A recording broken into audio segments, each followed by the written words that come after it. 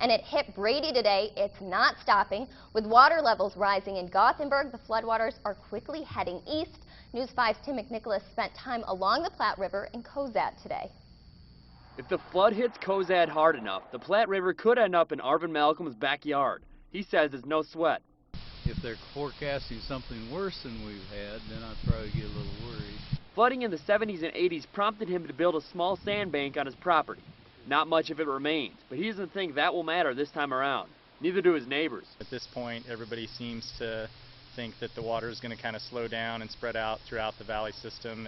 The families on this block aren't strangers to flooding. In 2011, one house sustained some property damage. Some of us have put away some water.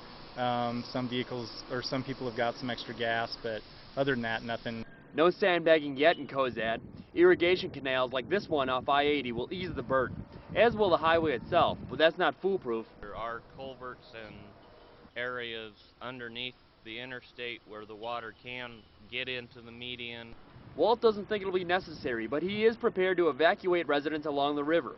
Some pioneers describe parts of the Platte River as a mile wide and just a foot deep.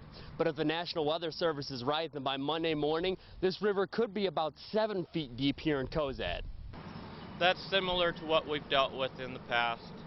There's lots of room out there for the water. In Cozad, the river is expected to rise above flood stage early Monday and crest Tuesday morning.